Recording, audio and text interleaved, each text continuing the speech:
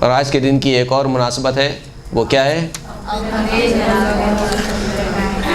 عقد ہوا جناب خدیجہ الکبریٰ سلام اللہ علیہا کا رسول خدا صلی اللہ علیہ وآلہ وسلم کے ساتھ۔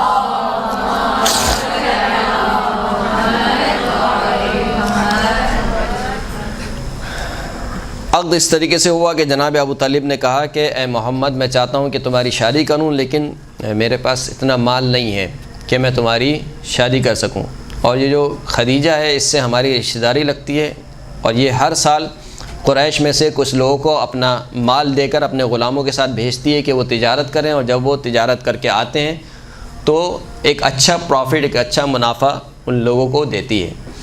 تو کیا تم بھی جانا چاہو گے؟ رسول خدا سے کہا ہے، اپنے بھتیجے سے کہا کہ کیا تم بھی جانا چاہو گے؟ رسول خدا نے کہا کہ ہاں میں جانا چاہوں گا۔ تو جب جناب خدیجہ کو پتہ چلا کہ رسول خدا آئے ہیں تو خوش ہو گئیں، اور اپنے غلام میسرہ کو رسول خدا کے ساتھ کر دیا اور مال دے دیا، اور کہا کہ جیسا یہ حکم دیں، جیسا محمد صلی اللہ علیہ وآلہ وسلم تمہیں حکم دے، تم ویسے اس مال کو خرچ کرنا۔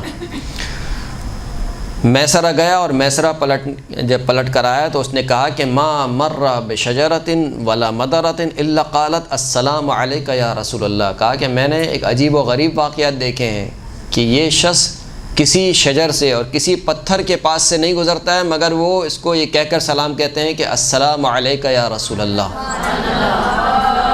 صلی اللہ علیہ محمد وآلہ محمد۔ پھر کہتا ہے کہ راستے میں ہمیں ایک راہب ملا، کہا کہ جب راہب نے یہ دیکھا کہ ایک بادل ہے جو مسلسل اس شخص کے سر پر سوار ہے، یعنی جہاں رسول خدا جاتے ہیں ان کے سر پر وہ بادل سایہ فگن ہوتا ہے، اور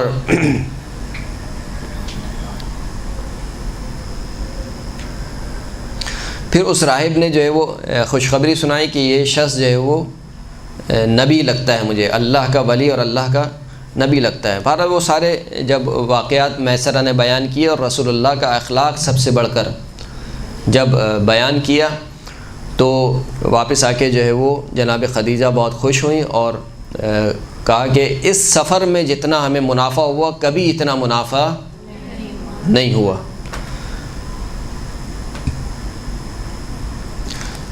پھر اس کے بعد کہتے ہیں کہ وہ واپس آ گئے، اور پھر تجویز پیش کی جناب خدیجہ نے، یعنی جناب خدیجہ نے رشتہ بھیجا کہ میں شادی کا ارادہ رکھتی ہوں جناب رسول خدا سے۔ جناب خدیجہ کون ہے؟ ملکۃ العرب ہے۔ ملکۃ العرب یعنی پورا مکہ جن کا قرض دار ہے، لباس جو پہنتی ہیں وہ سونے کی تاروں کا بنا ہوا ہے، ایک بار جو لباس پہن لیتی ہیں اس کو دوبارہ نہیں پہنتی۔ اپنے محل سے اگر دروازے تک آنا ہوتا ہے تو کیا بولتے ہیں اس کو، سواری میں، محمل میں بٹھا کے، یعنی وہ جو خادم ہوتے ہیں، جو خادمہ ہیں، وہ خادمہ ان کی سواری اٹھا کر وہ لے کر آتی ہیں، محمل سے اٹھا کر وہ ان کو لے کر آتی ہیں دروازے تک۔ لیکن جب رسول خدا آئے اور کہا کہ رشتے کے لیے آئے ہیں تو روایت کہتی ہے کہ جناب خدیجہ ننگے پاؤں چلتے ہوئے آ گئیں خود،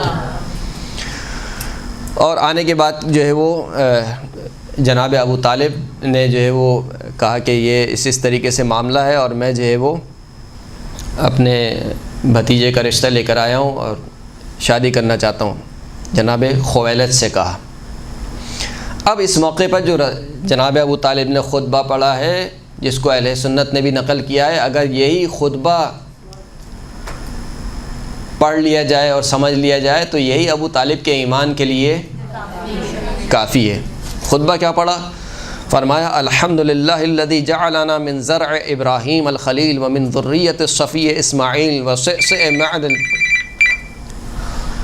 وعنصر المضر جعلنا حضنة بیتہ وسواس حرمہ وجعل مساکننا بیتا محجوبا وحرما آمنا وجعلنا الحکام على الناس ثم ان ابن اخی هذا محمد بن عبد اللہ لا یوازن برجل من قریش الا رجح به۔ فرمایا کہ تمام تعریفیں اس خداوند کریم کے لیے ہیں جس نے ہمیں ابراہیم کی ذریت سے قرار دیا، جناب ابراہیم کے بارے میں خدا کیا کہتا ہے؟ ما کانا ابراہیم و یہودی ولا نصرانی، نہ ابراہیم یہودی تھے نہ نصرانی تھی، ولیکن کانا حنیفا مسلمہ، لیکن بالکل سیدھی راہ پر ہمارا مسلمان بندہ تھا۔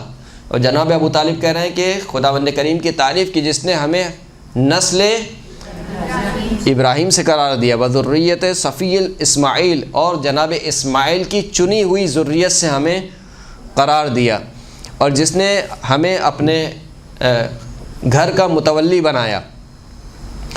اور پھر فرمایا کہ یہ جو میرے بھائی کا بیٹا ہے یعنی محمد، اگر پورے قریش میں سے کسی بھی شخص کے ساتھ اس کا مقایسہ کیا جائے، لا یوازن الا رجحبی، کسی بھی شخص کا اس محمد کے ساتھ موازنہ اور مقایسہ کیا جائے تو میرا محمد اس پر بھاری آئے گا۔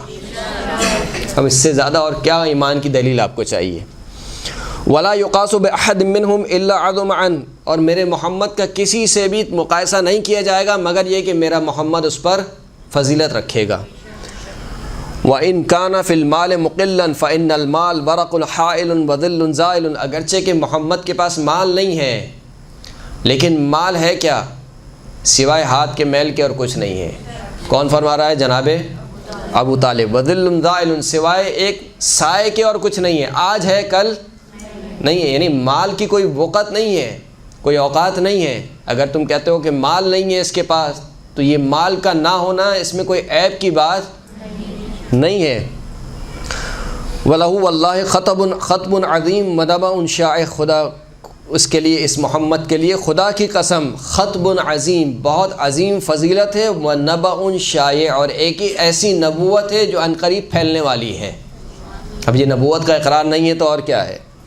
وَلَهُ رَغْبَةٌ فِي خَدِیجَہ وَلَهَا فِيهِ رَغْبَةٌ، اور یہ محمد خدیجہ میں رغبت رکھتا ہے، یعنی جناب خدیجہ کے ساتھ شادی کرنا چاہتا ہے، اور جناب خدیجہ اس محمد کے ساتھ شادی کرنا چاہتی ہیں۔ فَزَوَّجُوهُ وَالصِّدَاقُ مَا سَأَلْتُمُوهُ مِن مَالِی، پس محمد کی شادی کر دو خدیجہ سے، اور جو بھی تم مہر کا سوال کرو گے من مالی، وہ ابو طالب ادا کرے گا۔ یعنی رسول اللہ کے عقد کا مہر کون دے رہا ہے؟ جناب ابو طالب۔ جناب ابو طالب کے مال سے مہر دیا گیا۔ جب یہ پورا خطبہ ختم ہو گیا تو جناب خویلد نے کہا کہ زوجناہ ورضینا بہ، ہم نے اس کی تزویج کر دی اور ہم اس سے راضی ہو گئے۔ اتنے میں کسی شخص نے کہا کہ یا عجباً ایمہر النساء الرجال، کہ کیا عجیب ہے، کیا عجیب بات ہے کہ کیا عورتیں بھی مردوں کو مہر دیتی ہیں۔ یعنی گویا وہ یہ سمجھ رہا تھا کہ جناب خدیجہ جو ہے وہ ان کی شان و شوکت اور ان کا مال کہیں زیادہ ہے، یعنی اگر جناب ابو طالب نے مہر دیا ہوگا تو کتنا دیا ہوگا؟ جناب خدیجہ کے مقابل میں کچھ بھی نہیں ہے۔ تو گویا ایسے ہو گیا کہ جیسے خدیجہ نے مہر، جناب خدیجہ نے مہر دیا ہے کس کو؟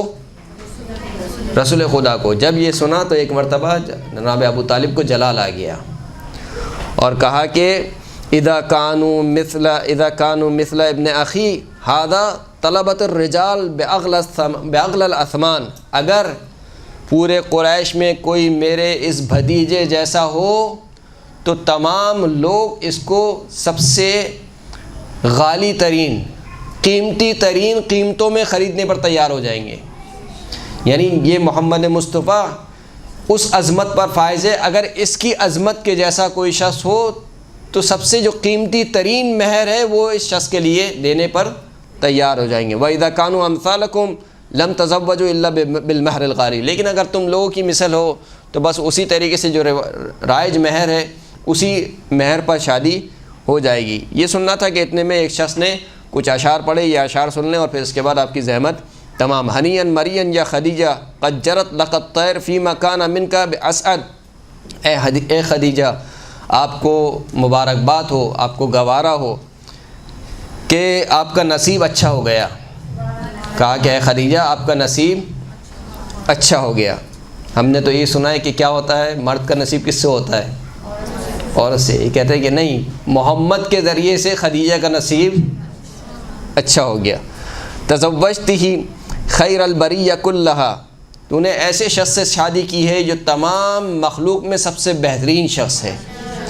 ومن ذا الذی فی الناس مثل محمد، کون ہے لوگوں میں جو محمد کے جیسا ہو؟ وبشر بہ المرآن عیسی ابن مریم و موسیٰ ابن عمران فیا قرب موعد، یہ وہ شخص ہے محمد صلی اللہ علیہ وسلم کے جس کے بارے میں دو نبیوں نے بشارت دی ہے، ایک جناب عیسیٰ نے اور ایک جناب موسیٰ نے۔ بس وہ موعد، وہ وقت قریب آنے والا ہے کہ جو بشارت دی تھی وہ بشارت اپنے جو وہ نمودار ہو جائے۔ وَأَقَرَّتْ بِهِ الْكُتَّابُ قِدَمًا بِأَنَّهُ رَسُولٌ مِّنَ الْبَطْحَةِ ہادٍ مُهْتَدٍ، اور قدیموں سے، قدیم الایام سے ہمیں لوگوں نے یہ خبر دی ہے کہ یہ ایک شخص ہوگا جو کہ بطحہ کی سرزمین پر نمودار ہوگا، جو کہ رسول ہوگا اور ہادی اور مہدی ہوگا۔ بر محمد و آل محمد صلوات۔